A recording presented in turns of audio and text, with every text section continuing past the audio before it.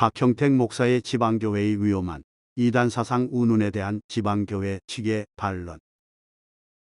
박형택 목사는 약 2년 전부터 자신이 운영하는 참 좋은 군사라는 네이버 블로그에 지방교회의 위험한 이단적 사상과 정체를 아시나요? 라는 제목의 지방교회 측 비판 유튜브 영상을 올려놓고 있습니다. 최근에 지방교회 측이 그 내용을 검토해보니 박 목사는 하나님의 경륜이란 책 내용에서 본인이 동의하지 않는 몇 가지를 소개하며 함부로 이단 사상이라고 정죄하고 있었습니다. 즉, 그는 전체 약 13분 분량의 유튜브 영상에서 절반은 책 내용을 그대로 읽어줬고 후반부에서 그 내용에 대한 자신의 비판적인 견해를 밝혔습니다. 그러나 그의 비판은 하나님의 구원 계획을 죄들의 용서만을 강조하는 법리적인 구속에 제한시키고 그리스도께서 사람 안에 생명으로 들어오셔서 잘하심으로 이뤄가시는 유기적인 구원에는 무제한 데서 오는 단견에 불과했습니다. 참고로 이런 현상은 어거스틴의 죄중심 구원론을 승계한 개혁신학계에서 보편적으로 관찰됩니다. 그러나 사도 바울은 이미 화목하게 된 우리는 더욱 그분의 생명 안에서 구원받을 것입니다. 라고 하여 완전한 구원의 두 방면을 모두 균형 있게 가르치고 있습니다. 물론 지방 교회 측도 마찬가지입니다. 따라서 박 목사의 비판은 마치 외눈박이가 두 눈 가진 이들을 나무라는 것과 같습니다. 그는 비판 과정에서도 없는 사실을 비판하거나 사실을 비틀어 놓은 후에 비판했습니다. 이런 박 목사의 어설픈 진리 변증은 우리가 앞서 했던 또 다른 반론에서도 지적했던 것처럼 그가 이단 감별사로서의 전문성을 제대로 갖추지 못했기 때문으로 보입니다. 지금부터는 박형택 목사가 유튜브 영상에서 비판적으로 주장한 핵심 요지를 먼저 소개하고 그의 비판 내용에 대해 지방교회 측이 반론하는 순서로 이어가 보겠습니다. 지방교회의 가장 중요한 사상은 신화 사상으로서 사람도 하나님이 될 수 있다는 것인데 창조주와 피조물의 관계를 무너뜨리는 위험한 사상이다. 신화는 이레니우스와 아타나시우스도 가르쳤던 정통 구원론이며 결코 위험한 사상이 아니다. 한국에서도 최근에 고신교단의 유해무 박사, 임대웅 박사 등을 중심으로 이 신화 진리가 책자와 논문을 통해 공개적으로 소개되고 가르쳐지고 있다.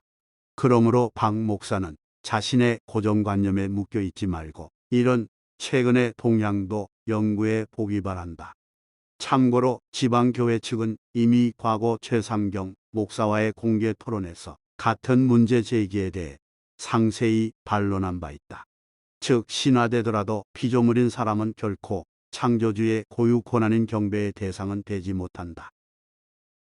하나님의 경륜에서 경륜의 원문 오이코노미아가 들어있는 여러 다른 구절들을 검토해 볼 때 그것은 하나님의 구원 계획을 의미할 뿐 하나님을 분배한다는 개념이 거의 없다. 따라서 하나님 자신을 인간에게 분배한다는 하나님의 경륜 사상은 성경에 없고 위튼 이슬리의 머리에서 나온 조작된 비성경적인 사상이다. 그렇지 않다. 우선 위 오이코노미아에 대한 회복력 성경 해당 각주는 헬라어로는 가정의 법을 의미하며 분배의 의미를 함축한다. 라고 적고 있다. 또한 경륜을 디스펜세이션로 번역한 영어 성경도 있는데 이 단어의 동사 형태인 디스펜서는 영어 사전에서 그 첫 번째 의미가 분배하다이다. 또한 신약 성경에는 성령의 분배라는 표현이 있고 내가 온 것은 양들이 생명을 얻고 더 풍성히 얻도록 하기 위한 것이라는 주님의 말씀도 있다. 그런데 이것은 주님 편에서는 생명을 주시는 것이 아니겠는가? 또한 나를 먹는 한 영을 마시게라는 말씀도 하나님 편에서의 그분 자신의 분배를 전제한 표현이다. 로마서 8장 11절은 성령이 우리에게 새 생명 곧 영생을 주신다는 말씀이지 하나님의 분배를 말씀한 것이 아니다. 위 성령이 우리에게 새 생명 영생을 주신다는 박 목사의 주장에서 보더라도 새 생명은 하나님 주신다는 분배하신다는 말과 같은 개념이 아닌가. 꼭 분배라는 단어를 안 써서 문제가 된다는 지적이라면 그야말로 말장난일 뿐이다. 하나님이 자신을 공급하시기 위해 성육신을 하시고 다시 성령이 되셨다고요. 창조시나 예수님 당시나 성부, 성자, 성령이 다 계셨는데 지방교회는 하나님 분배 사상을 합리화하기 위하여 성부 하나님이 성자 하나님이 되셨고 예수님이 다시 성령이 되셔야 했다고 주장한다. 박 목사는 아버지께서 아들 안에서 육신이 되셨다라는 본문을 아버지가 아들이 되셨다라는 말로 교묘히 바꾸었고 예수님이 그 영이 되셨다는 말을 이격 아들께서 삼격 성령이 되셨다는 말로 마음대로 바꾸었다. 이것은 매우 무책임한 사실 왜곡이다. 원칙적으로 지방교회 측은 성부와 성자와 성령의 삼위께서 각각 영원하시고 상원의 상태로 동시 존재하신다고 믿기에 논리구조상 박 목사의 주장처럼 어느 한 위격이 다른 위격이 되실 수가 없다. 이 점 역시 위 최삼경 목사와의 공개 토론에서 충분히 증명한 바 있다.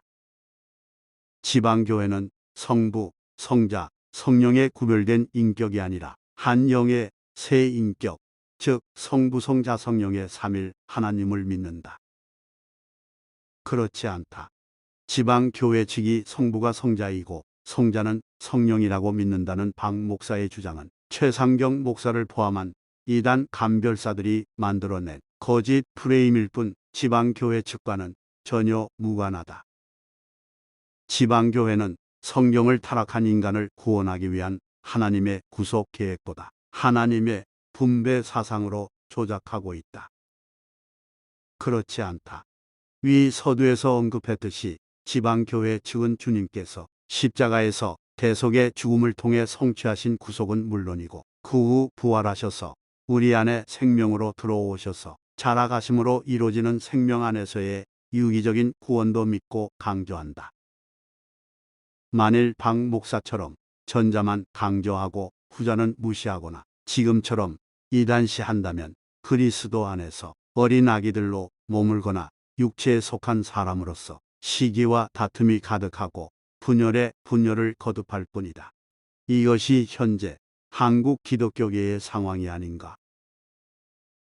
지방교회의 사상은 워치만 니와 위트니스리의 사상으로서 구원파의 사상과 굉장히 연관성이 있고 공통점이 많은 이단적인 사상이다. 그렇지 않다.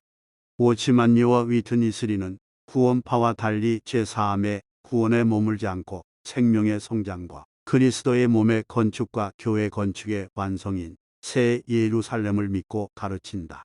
도대체 어느 구원파가 지방교회 측처럼 그리스도의 몸의 하나를 강조하고 구원의 최종 목표가 어린 양의 신부인 새 예루살렘이 되는 것이라고 가르치는가? 박 목사가 지방교회 측을 이미 한국 교계에서 이단 낙인이 찍힌 구원파와 자꾸 연관 지으려고 하지만 오히려 제4함과 칭의를 강조하는 장로 교단 구원론이 구원파의 구원론과 유사하다는 지적이 있다. 결론적으로 박형택 목사의 비판은 요약하면 구원론과 삼위일체론의 문제입니다. 박 목사의 비판적인 지적과 달리 이미 한국 밖에서는 지방교회 측의 구원론과 삼위일체론이 폭넓게 인정되고 받아들여지고 있습니다. 먼저 수년 전에 풀러신학교가 지방교회 측을 이단이 아니고 정통이며 한 몸 안의 지체임을 인정하는 선언문을 발표한 바 있습니다. 그러나 그 배경에는 원 위드가책 저자인 신화진리 전문가인 벨리마티 커케이년 풀러 신학교 조직 신학 교수가 지방교회 측의 신화진리에 호감을 가진 것이 큰 계기가 되었습니다. 참고로 한국 교계에는 약 2,000명의 풀러 신학교 동문이 활동 중입니다. 또한 최근에 영국 옥스퍼드 대학교 출판사가 펴내는 신학 저널에 위트니스리의 삼위일체론이 공식 게재되었습니다. 따라서 박형택 목사는 지금처럼 자신의 편협한 관점에 제한되어 있기보다는 여러 최신 자료들도 찾아보고 누가 봐도 수긍할 수 있는 이단 연구를 할 수 있기를 바랍니다. 한 예로 요한복음 7장 39절에 예수님께서 영광 받으심과 그 영께서 아직 계시지 않음의 문제는 고신교단 변종길 박사의 박사학위 논문 주제일 만큼 복잡하고 깊은 진리입니다. 지금 박 목사처럼 이격 예수님이 삼격 성령님이 되신다는 말이라고 경솔하게 다룰 주제가 아닙니다.